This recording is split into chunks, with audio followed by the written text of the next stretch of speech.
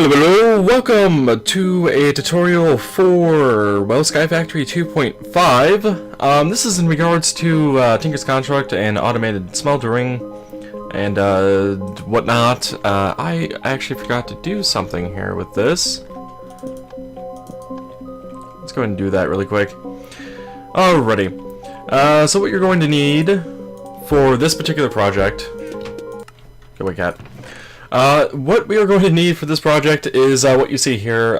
The seared bricks and seared window, you just need enough to make the smeltery as big as you want. That is it. But the rest of this will be required. 6 smeltery drains, 6 seared faucets, a smeltery controller, 3 casting basins, 3 casting tables, a seared tank, 8 transfer pipes, 6 transfer node items, 2 red alloy wire, a timer, and lever.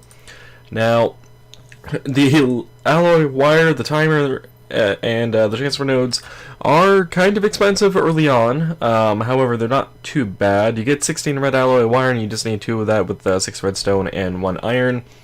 Likewise, the timer is just a piece of iron and 3 redstone, dust, and a stick. So, with that in mind, this is going to be only for one side of this particular setup. With the casting basins, you will need a second timer for this side. Let's see if I can get that right. There we go. Plus 2 additional levers if you want this to be on both sides. Otherwise, you could have this set up any way you want. But we're going to be taking a look at the casting basins here, which will get started up right now. Oh, you're also going to need a chest, which I'm surprised I did not put in there. 2 chests, technically, if you wanted to have automated input. But yeah, the redstone clock from, what is that? Extra Utilities? I believe it is. Yes, it is. The redstone clock, it works quite nice on the casting tables when it comes to ingots and stuff for automation purposes. However, when it comes to the casting basins, it causes it to take a lot longer than it should. Your best bet is to use a timer from RedLogic. And the game will say this is an AND gate, as you can see in Wayla up there. The reason we use 2 levers is so we can lock this, so we can only have 1 casting basin going, and another one to actually lock the timer itself, so it's not constantly running. Timers in the past from RedLogic, as well as alloy wire, can cause a bit of lag for servers in single player, so you want to be careful of that. Likewise, redstone clocks from Extra Utilities can cause lag as well, just because we are trying to actually do things with this here, with the tables and basins, so this is going to be inputting fluids out, so be wary of that. But we're going to start with a basic construction of the smeltery, and at least go up 2 high. So this one happens to be 3x3. You can actually make this down to 1 seared faucet if you want, for the table and basin, or just whatever you desire. This is more of a proof of concept type tutorial. So yeah, say you want... you have a bunch of molten iron that needs to be smelted, well, not smelted, crafted into the block form, but you don't want to sit here and punch these manually, and then take out the blocks manually, and then put them in a chest, or AE, or whatever you may have set up for your storage. We have quite a few options to automate this, so this is one that I have come up with, at least for early game purposes, before we have hardened fluid ducts and stuff like that. So yeah, what you want to do is start out with a 3x3 base. I'm going to do that over here. From there, you'll want to grab everything else that you need from storage, because you're going to need it, obviously. Alrighty, seared bricks on the sides and in the back. Controller there, the seared tank here, and just another brick in the middle. Now this is a very basic smeltery. This could technically work. We could actually change one of these out to a drain if we so desired, but we do not with this particular design. From there we're going to go up with the right block, the smeltery drain, 3 on the left hand side and right hand side from the controller, so left and right. And in the back, we are going to go up with another layer of bricks, and in the front, I'm going to use seared windows. You could use seared glass or seared bricks if you so desire. It does not matter, it will not affect the smeltery at all. I just prefer it so you can actually see the liquids inside. So this is almost the bare minimum that you need for this particular design. You will have to go up one more block on all sides with whatever block choice you want. Again, I'm going with seared windows in the front and seared bricks on the side, and then a fourth layer on at least the left and right hand side. The reason that you want it on the left and right hand side is this is where the levers are going to go. To control it, you could come up with a different setup if you so desire, but we're going to place the seared faucets on those drains, and underneath we're going to put the casting basins and the tables on their respective sides. I prefer left for basins, right for tables. That's just me. Underneath, so you will want to have a platform available to you. We are going to take our transfer node items, which I do not have on me. I'm going to grab all of this out.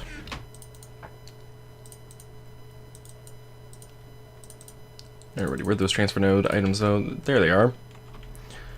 You're going to come underneath and place 3 of them on the basins, and then 3 of them on the tables. We are then going to run a transfer pipe across the way to connect those, and then I'm going to place one right here and a chest. I'm going to grab that diamond chest for now. You could use whatever chest you so desire. So this is going to be our output chest. If you so desire, you could also put one for the input here, like so. Alrighty, so this is more or less the basic Tinker's Construct smeltery setup with automated input and automated retrieval. We have not automated the faucets though, so if there was any iron or the sort in here, you would have to be clicking on this by hand. So our next step would be to do the timers. Now you can pillar up here however you so desire. The goal is to be up above and then placing. The reason for that is this will place it downwards facing the faucet. If you try to place it like this, it'll be facing upwards and you will need to use a screwdriver, or you will have to do the pillar method that I just used. So we want one on both sides if you so desire, or just one. It's entirely up to you. The red ally wire next to it. And then finally, the levers. And this is why we had to go up one more block on the left and right hand side, with the smeltery being this small. If you do go up further, it won't be a problem with this little extra layer. In fact, I really do recommend just going up 4 tall if you see fit to make the blocks for that. Because there's nothing wrong with more and more smelting capacity, right? Okay, so this is pretty much it for this purpose. There is no automated lava production being put into this. Likewise, there's no automation for the ores and stuff going into here. But this is pretty much the basic setup of this. We would also need ingot casts for the tables, which I don't have on me. I'm not very good at doing tutorials, am I? Alright, ingot cast. There we go. Ingot cast, ingot cast.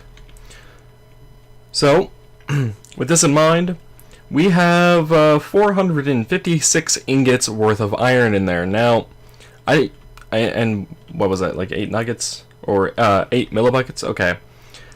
Now, I don't know if that's a multiple of 9, but I would like to actually cause this to just run and put out as many blocks as possible. So our timer on the left-hand side will be set to 15 seconds for that.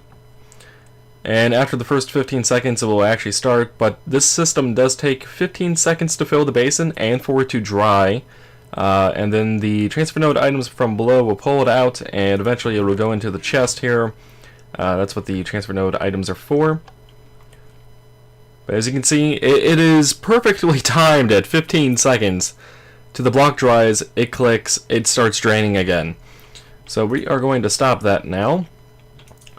So yeah, now we've lost a bit, and say we get down even further, maybe we don't know what exactly we want. You could do this 1 second clock if so desire. I recommend 2. Timing might have gotten a little weird because I changed the... Wait, is it 3? Might actually be 3. You could use a 1 second clock, it won't be too much of a problem. It won't be causing any more lag than it is now. You could probably fine tune it to exactly it, so you could only click as time as needed.